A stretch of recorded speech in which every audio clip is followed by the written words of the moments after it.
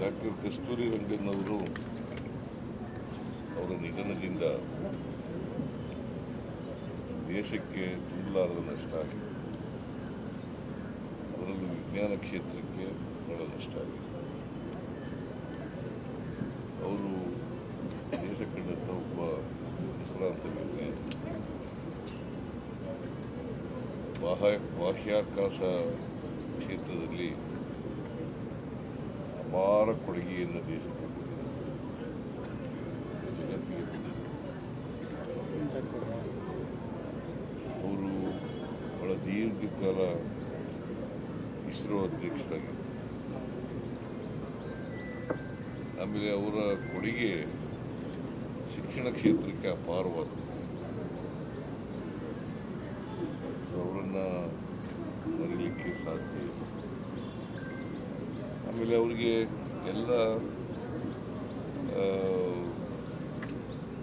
ರಾಷ್ಟ್ರದಿಂದ ಕೊಡ್ತಕ್ಕಂಥ ಪದ್ಮಶ್ರೀ, ಪದ್ಮವಿಭೂಷಣ ಅವೆಲ್ಲ ಪ್ರಶಸ್ತಿಗಳು ಕೂಡ ಸಿಕ್ಕಿದ್ದು. ನಾವು ಕೂಡ ಕರ್ನಾಟಕ ರಾಜ್ಯೋತ್ಸವ ಪ್ರಶಸ್ತಿಯನ್ನು ಸಿಕ್ಕಿದ್ದಾರೆ. ಸೊ ಅವರು ಪಶ್ಚಿಮ ಘಟ್ಟಗಳ ಪರಿಸರ ಅಧ್ಯಯನದಲ್ಲಿ ಅವರ ಅಧ್ಯಕ್ಷತೆ ಕರ್ನಾಟಕಕ್ಕೆ ಅವರ ಕೊಡುಗೆ ಬಹಳ ಅಪಾರವಾಗಿದೆ. ಸೊ ಅವರನ್ನು ಇವತ್ತು ಸ್ಮರಿಸತಕ್ಕಂಥ ಕೆಲಸ, ಅವರ ಕೊಡುಗೆಯನ್ನು ದೇಶ ಸ್ಮರಿಸತಕ್ಕಂಥ ಕೆಲಸ.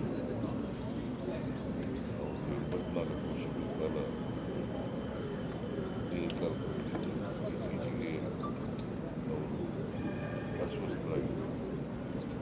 ಸೊ ಇವರ ಕೇಳ್ತಕ್ಕಂಥದ್ದು ಸರ್ಕಾರದ ಕರ್ತವ್ಯ.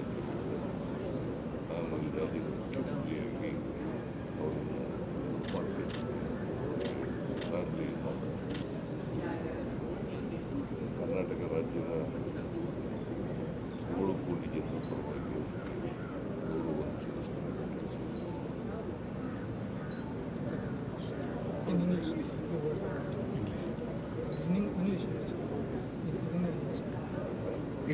ಇಂಗ್ಲಿಷ್ ಮೀಡಿಯಾ ಇದ್ದಾರೆ, ಒಂದು ಸ್ಮಾಲ್ ಇಂಗ್ಲಿಷ್ ಮೀಡಿಯಾ ಇದ್ದಾರೆ, ಒಂದು ಸ್ಮಾಲ್ ಇಂಗ್ಲಿಷ್ ಮೀಡಿಯಾದವರು ಇದ್ದಾರೆ.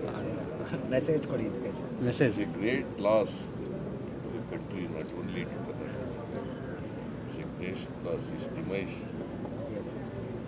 causes vacuum in the science field. Karnataka government, on behalf of the people of Karnataka, pays respect to the demised leader, and he has done wonderful work as chairman of the ISRO. For a long time he was a chairman of the ISRO, and his contribution to Karnataka is memorable. So we people of Karnataka respect the demise of the Kasturi Rangan, and also we pray that his soul may be rested in peace. Thank you. Sir, ತಮ್ಮ ಹೇಳಿಕೆ ಬಗ್ಗೆ, ಯುದ್ಧ ಬೇಡ ಅಂತ ಹೇಳಿಕೆ ಬಗ್ಗೆ ಚರ್ಚೆ ಆಗ್ತಾ ಇದೆ. ಯುದ್ಧ ಬೇಡ ಅಂತಂದು ಯುದ್ಧ ಅನಿವಾರ್ಯವಾದರೂ ಮಾಡಬೇಕು. ನಮ್ಮದೆಲ್ಲ ಅವ್ರಿಗೂ ಬುದ್ಧಿ ಇಲ್ಲ. ಅನಿವಾರ್ಯ ಆದರೆ ಮಾತ್ರ ಮಾಡಬೇಕು. ಯುದ್ಧದಿಂದ ಪರಿಹಾರ ಆಗೋದಿಲ್ಲ. ಯುದ್ಧ ಅನಿವಾರ್ಯ ಆದರೆ ಮಾಡಬೇಕಾಗ್ತದೆ. ಗೊತ್ತಾಯ್ತಾ? ನಾನು ಯುದ್ಧ ಬೇಡಿಕೆ ಬೇಡ ಅಂತ ಹೇಳಲಿಲ್ಲ. ನಾವು ಪಾಕಿಸ್ತಾನದ ಮಾಧ್ಯಮಗಳಲ್ಲಿ ಆ ಥರ ಬಿಂಬಿತ ಆಗ್ತಿರುವಂಥದ್ದು ತಮ್ಮನ್ನು ಕೂಡ ತಮ್ಮ ಹೇಳಿಕೆಯನ್ನು ನಾನು ಪಾಕಿಸ್ತಾನದವ್ರ ಜೊತೆ ಯುದ್ಧನೇ ಮಾಡೋದೇ ಬೇಡ ಅಂತ ಹೇಳಲಿಲ್ಲ. ಏನು ಹೇಳಿದೆ ಅಂತಂದರೆ ಯುದ್ಧ ಪರಿಹಾರ ಅಲ್ಲ. ಈಗ ಭದ್ರತೆ ಕೊಡಬೇಕಾಗಿತ್ತಲ್ವ ಅವ್ರಿಗೆ. ಅಲ್ಲಿಗೆ ಬೇಕಾದಷ್ಟು ಜನ ಪ್ರವಾಸಿಗರು ಹೋಗ್ತಾರೆ ಕಾಶ್ಮೀರ. ಭದ್ರತೆ ಕೊಡಬೇಕಾಗಿರೋದು ಯಾರು ಜವಾಬ್ದಾರಿ? ಕೇಂದ್ರ ಸರ್ಕಾರದ್ದು. ಅದರ ವೈಫಲ್ಯ ಇದೆ ಅಂತ ಹೇಳಿದ್ದೀನಿ. 26 ಜನ ಸತ್ತೋಗಿದ್ದಾರೆ.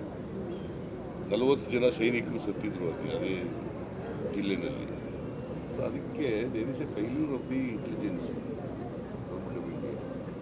ಗೌರ್ಮೆಂಟ್ ಆಫ್ ಇಂಡಿಯಾದವರು ಸೆಕ್ಯೂರಿಟಿನ ಸರಿಯಾದ ರೀತಿಯಲ್ಲಿ ಕೊಟ್ಟಿರಲಿಲ್ಲ ಅಂತ ಹೇಳಿದ್ದೀನಿ. ಯುದ್ಧ ಅನಿವಾರ್ಯ ಆದರೆ ಮಾಡಬೇಕು, ಮಾಡಲೇಬಾರದು ಅಂತೇನಿಲ್ಲ. ಆದರೆ ಈಗ ತಕ್ಷಣಕ್ಕೆ ಯುದ್ಧ ಬೇಡ ಅಂತ ಹೇಳಿದ್ದೀನಿ. ಸಿದ್ದರಾಮಯ್ಯ ಅವರು ಓಲೈಕೆ ಓಲೈಕೆ ರಾಜಕೀಯ ಮಾಡ್ತಾರಂತ BJP ಅವ್ರು ಹೇಳೋದನ್ನ ನೀನು ಕೇಳ್ಕೊಂಬಂದು ಹೇಳೋಕ್ಕೆ ನೀನು ಇರೋದು. ಅವ್ರು ಹೇಳಿದ್ರೆ ಅವ್ರು ಹೇಳೋದೆಲ್ಲ ಸರಿನಾ? ಅವ್ರು ಉತ್ತರ ಕೊಡೋದೇ ಸರಿ ಇಲ್ಲ.